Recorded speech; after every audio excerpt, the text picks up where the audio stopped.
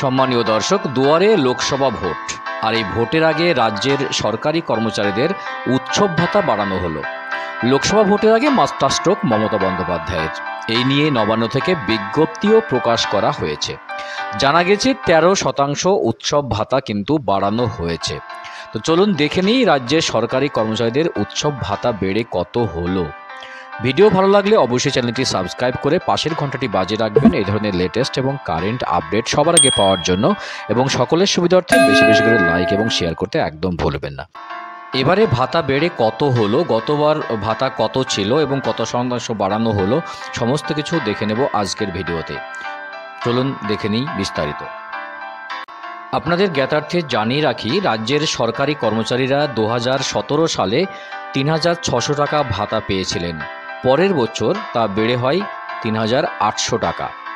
এর পরের বছর অর্থাৎ 2019 সালে ভাতা বেড়ে হয় 4000 টাকা। এরপরে 2020-21 সালে অতিমারির সময় কিন্তু ভাতা বাড়ানো হয়েছিল, ভাতা বন্ধ করেননি রাজ্য সরকার। তো এবার 2024 সালে আবারও ভাতা বাড়ানো হলো। তার আগের বছর ভাতা আপনারা পেয়েছিলেন রাজ্যের সরকারি কর্মচারীরা 5300 টাকা অর্থাৎ 5300 টাকা। এবারে 2024 সালে আবারও ভাতা বাড়ানো হলো এবং জানা গেছে সরকারি বিজ্ঞপ্তি অনুযায়ী প্রায় 13% ভাতা কিন্তু বাড়ানো হলো।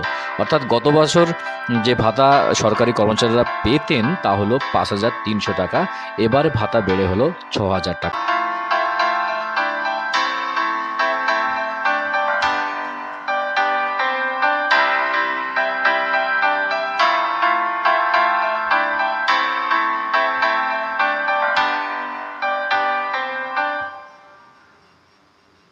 অর্থাৎ এবার 2024 সালের লোকসভা ভোটে রাজ্যের সরকারি কর্মচারীরা উৎসব ভাতা পেতে চলেছেন 6000 টাকা।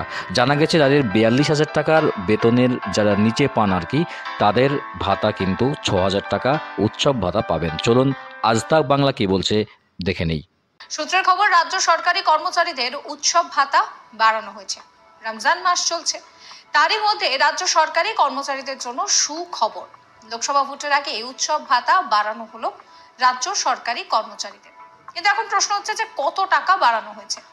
জানা গিয়েছে যে প্রায় 13% ভাতা বাড়ানো হয়েছে। সূত্র মারফত জানা গিয়েছে রাজ্য সরকারি কর্মচারীদের 700 টাকা বাড়ানো হলো। আগে উৎসব ভাতা ছিল 5300 টাকা, সেটা বাড়িয়ে 6000 টাকা করা হয়েছে।